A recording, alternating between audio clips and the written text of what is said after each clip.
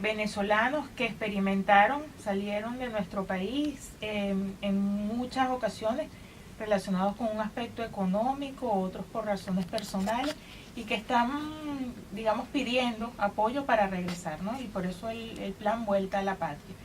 En Venezuela se está dando un plan de recuperación económica. Como respuesta, son medidas, son políticas que buscan sortear y responder a todo lo que ha sido agresiones económicas en contra del pueblo venezolano. Desde hace 5 años Venezuela está viviendo un fenómeno económico importante que tiene que ver con agresiones, que es lo que nosotros llamamos la guerra económica contra Venezuela, agresiones contra el pueblo venezolano, que pasa por un bloqueo financiero. Que de eso ustedes responsabilizan directamente a Estados Unidos. Sí, bueno, como les digo, hace 5 años, pero fue formalizado el año pasado con la firma de un decreto por parte de Donald Trump, donde sanciona la principal empresa, que es Petróleos de Venezuela. Petróleos de Venezuela es, digamos, la empresa que genera el 98% de las divisas del país. Como ustedes saben, Venezuela es un país exportador de petróleo. En el momento en que se sanciona esa empresa de parte de Estados Unidos, pues eso tiene implicaciones en la economía venezolana. Por ejemplo, las dificultades para importar alimentos, para importar medicamentos, para importar insumos para la producción nacional, y eso ha generado una situación que de alguna manera, entre otras consecuencias, ha sido venezolanos que han buscado, digamos, atravesar las fronteras, no en una situación en lo absoluto de crisis humanitaria o de crisis migratoria, como han querido mostrar en los medios de comunicación. Se ha dicho, bueno, Venezuela está viviendo una situación de crisis humanitaria. Eso no es verdad, sin desconocer los problemas que hay en lo económico, en lo social. Pero, doctora, cuando vemos miles y miles de venezolanos saliendo por la frontera a través de portales web, ¿cuál es el mecanismo? El famoso Dollar Today. Exacto. El USA Dollar Today. Ese mismo, sí. Que eso, tengo entendido, es una fuente o es un suministro colombiano o estadounidense, ¿no es? Sí, bueno, es una página web. ¿Y cómo una página puede afectar una moneda? Sí, voy a explicar un poco el mecanismo. Es una página que efectivamente reside su dominio en Miami, ¿no? Sí. ¿Cómo funciona?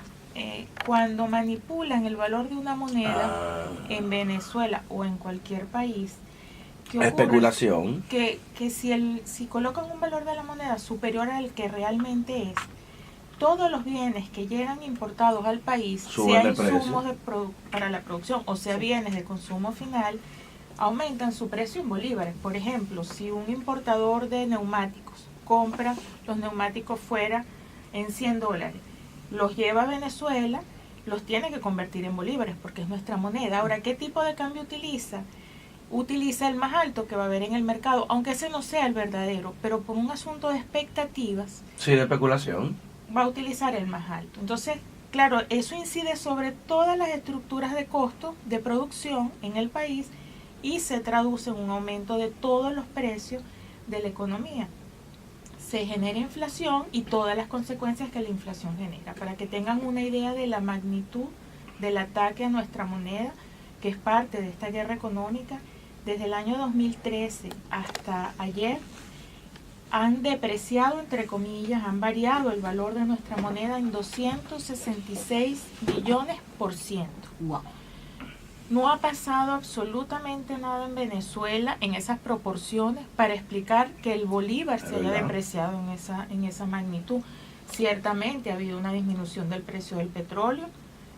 A $20 más o menos llegó el barril en el 2016, que tampoco es que cayó en niveles, digamos, como hemos tenido en otros momentos, $9, etcétera. Ciertamente ha habido una disminución del precio del petróleo, pero no en una proporción que pudiese explicar esa depreciación de la moneda. Entonces ese ha sido, al generarse esa inflación, ¿qué ocurre? Que bueno, deteriora el salario real, ¿verdad? La mayoría de los venezolanos, como en todos los países, la mayoría de la población ocupada es asalariada. Al haber aumentos de precio, y aunque haya habido de parte del gobierno ajustes de los salarios, pues se deteriora el salario y eso genera, digamos, esa situación que en algunos casos es una de las explicaciones de personas que atraviesan la frontera. No en esas fotografías que uno ve como que digamos, colas y filas de venezolanos saliendo. Efectivamente han salido venezolanos, pero por ejemplo podemos decir, y por eso decíamos que no tenemos una crisis migratoria. En el último informe de la Organización Internacional de Migraciones de Naciones Unidas, Venezuela figura como el segundo país, ese informe es de fecha junio 2018, es reciente. Venezuela figura como el segundo país receptor de migrantes. ¿De dónde vienen los migrantes que recibimos en Venezuela? De Colombia. En Venezuela viven 5.600.000 colombianos, bueno, que durante las últimas décadas han huido de la guerra interna en Colombia.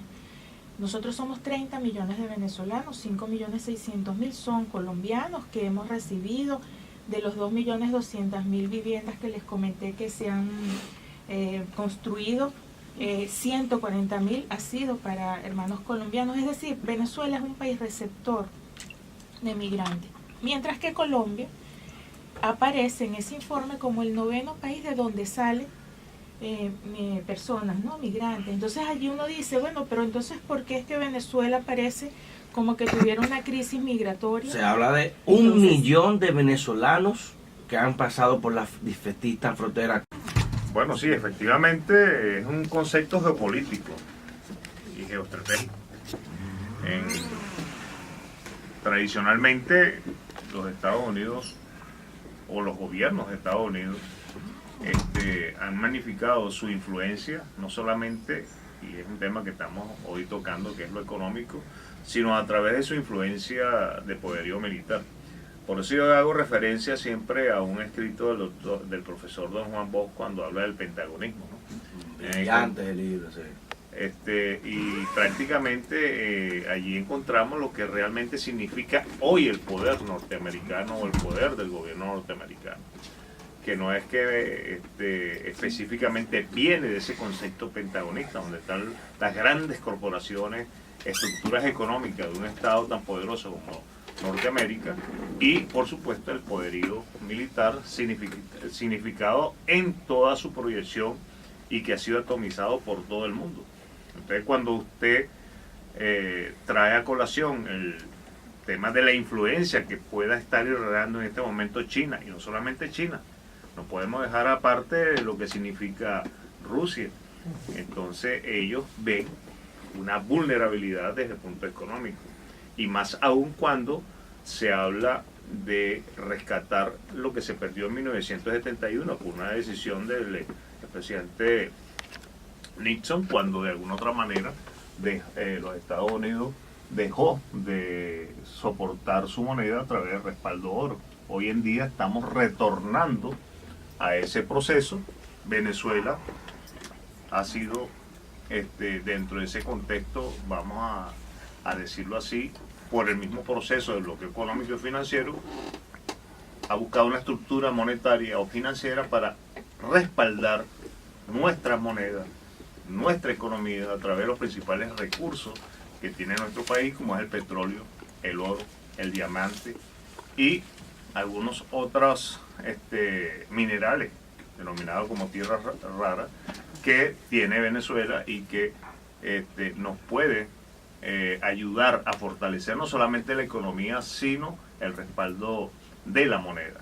En ese contexto, cuando usted dice, ¿por qué entonces los Estados Unidos sí pueden tener relación con China y no los demás países? Porque lamentablemente los Estados Unidos o los gobiernos de Estados Unidos juegan primero al debilitamiento económico, vamos a hablar de nuestro continente, a través de un dominio de su moneda hacia las monedas nacionales. Y eso es entendible en la función de abarrotar nuestros mercados con su producto, o que sencillamente nos veamos nosotros en la capacidad de tener solamente un elemento de adopción económica, que es el dólar, o la única divisa. O voy a encontrar una heterogeneidad a través del euro, a través del rublo, a través del yuan y a través de alguna otra moneda, porque hay países que ya están permitiendo una economía con sus monedas nacionales. Yo te vendo en tal moneda, yo te vendo en la mía. O sea, es una cuestión que dentro de esa estructura es imaginable para la economía norteamericana. Y por ello, dentro de ese contexto, a sabiendas del proceso económico que se está viviendo a nivel mundial, en donde en función de una cantidad de sanciones económicas impuestas por los Estados Unidos, no solamente en este caso particular al que nos corresponde a la República Bolivariana de Venezuela, sino sanciones a China, sanciones a Rusia, sanciones a Irán, sanciones a todo el mundo. ¿Y qué es lo que consigue con eso? Más bien una fortaleza, una unión de países, una reunión de líderes buscando sencillamente soslayar ese proceso de agresión que estamos recibiendo los países del mundo, y por supuesto una defensa natural que no es la sobrevivencia, sino el mantenimiento y el desarrollo económico de cada uno de nuestros países. Y la cosa no es más que aquello sobre lo cual de alguna u otra forma o se vende o se obtiene un préstamo en función de esa cosa. Sí. Olvidándolo de la cosa, en nuestro país tenemos sumamente, como ya de alguna otra forma lo sabemos, muchas riquezas, las cuales respaldan la economía misma, o de alguna otra forma los préstamos que se pueden realizar o los soportes ante instituciones financieras para poder contribuir al desarrollo agroindustrial y por supuesto invertirlo también en lo social, que es lo más importante. Cuando se habla de que tengan o no grandes concesiones, pueden tener las concesiones como las tienen algunos otros países en Venezuela.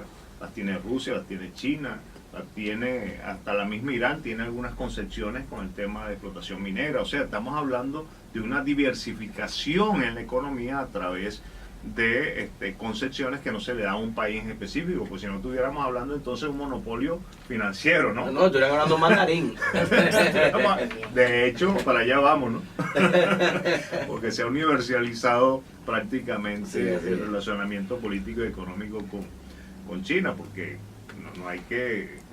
¿Cómo se borra y cómo se...? No, ahora mismo la economía del mundo, hay que decirlo. Hay que decirlo, hay que mantenerlo, y más aún cuando, fíjate que lo que está ocurriendo es muy interesante entre Rusia y China, de que ya están en un acuerdo para que sus monedas sean las que realmente lleven el intercambio económico. Por eso las sanciones norteamericanas. Por supuesto, y eso lo que lleva es a buscar otras metodologías. Fíjate que estamos saliendo de unos patrones de las leyes económicas que normalmente nos tenían acostumbrados al concepto capital o el concepto capitalista o el concepto del neoliberalismo, en el cual de alguna otra manera hasta llegamos a conceptos del trueque. Estamos utilizando lo que nuestros autóctonos hacían entre tribus, entre regiones, que era intercambiar productos, alimentos, y toda aquella artesanía que podían de otra vez construir. Por eso es que estamos en un momento tan importante históricamente en la cual la diversificación ya no es política, económica, y social, sino económica, porque estamos viendo dos sistemas en donde el sistema social o socialista y el sistema capital o capitalista no es que estén enfrentados, porque pueden convivir fácilmente. China es una muestra de que convergen ambos sistemas. Claro, es que convergen, que básicamente todo es económico. Lo que pasa es que estamos hablando de un concepto geopolítico, como usted muy bien hace un momento me refirió, cuando me habla de la influencia de China, cuando me habla de la influencia de los Estados Unidos y por supuesto de Rusia y de cualquier otro país que tenga las caracterizaciones de desarrollos aceptables como para poder empoderarse en el mundo a través de la tecnología. Y no vamos a hablar única y exclusivamente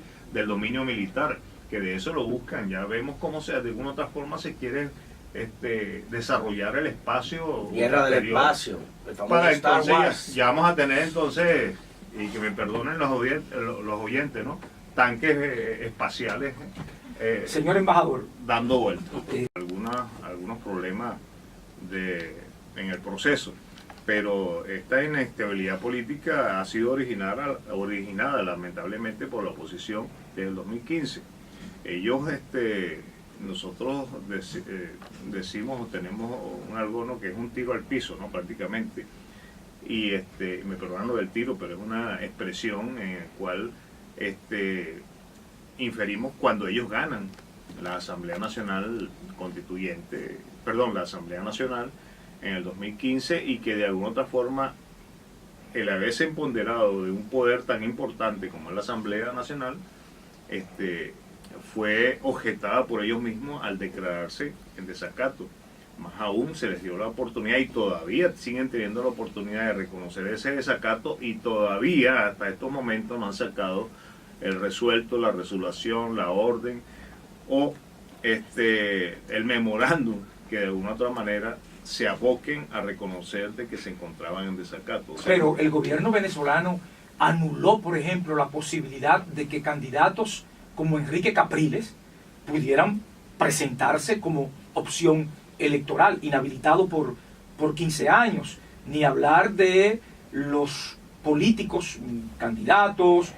Recordar que en el 2004 el señor presidente de la República, Hugo Rafael Chávez Frías, ante la reunión de la OEA, si no me creo que fue en Brasil, me perdona, Sí.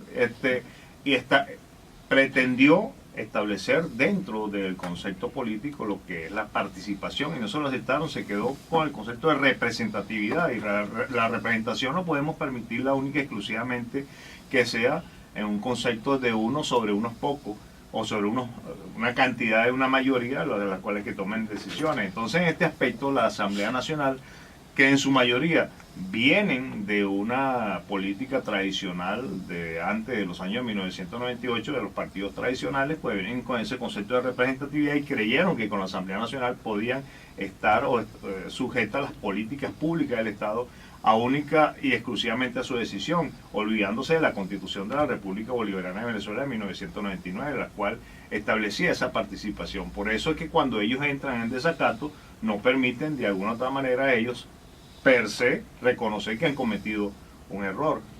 Cuando usted hablan que inmediatamente se constituye una Asamblea Nacional Constituyente, eso no fue inmediatamente, sino producto de una serie de hechos de violencia que vinieron ocurriendo desde 2015 hasta el 2017, el 2017 el momento culminante de ese proceso de violación tan grave que ocurrió en nuestro país, que el presidente de la República ante la Constitución de la República Bolivariana de Venezuela, según el artículo 348, 349 y 350, llamó a una Asamblea Nacional Constituyente, y fue cuando nuevamente en el país, que iba a una guerra civil, no es que iba a una guerra civil, lamentablemente, por los procesos de violencia generada, ocurrida, de personas quemadas,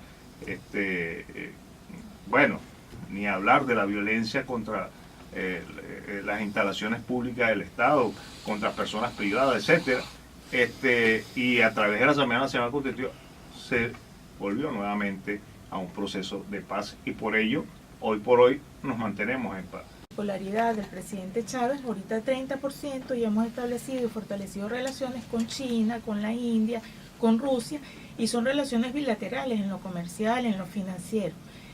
Hay inversiones rusas desde China en Venezuela, en distintos sectores, ¿no? Y de alguna forma es una relación bilateral, no es solo el apoyo de Rusia y China, sino que también, digamos, hay intercambios, ¿no? Entre países. Y yo creo que eso ha venido ocurriendo, es sano para la economía venezolana, es sano para el mundo el tema de la multipolaridad. Y bueno, igual como están haciendo con Cuba, pues estamos nosotros fortaleciendo las relaciones con China, Rusia, la India, Irán, Turquía, etc. Y la ratificación de ese decreto, más algunas otras sanciones que impuso el gobierno del presidente Donald Trump. Pero, y cuando ahí ese es el pero, es porque tenemos que buscar los mecanismos necesarios para salvar todo ese barrera económica que lamentablemente nos están imponiendo. Por eso es que de alguna otra forma, cuando usted establece y le pregunta a nuestra querida doctora sobre el tema de la inversión de Rusia hacia Cuba, es sencillamente ese concepto multipolar que hablaba el comandante Hugo Rafael Chávez Frías, que estábamos acostumbrados nada más al concepto unipolar, o sea, un solo poder en el mundo en el cual quiere mantener la hegemonía, ¿no? Ya eso pasó a la historia, es multipolar. Hay otros gobiernos y otros países que de alguna otra manera tienen mucho que aportar a la humanidad, no es un tema económico único.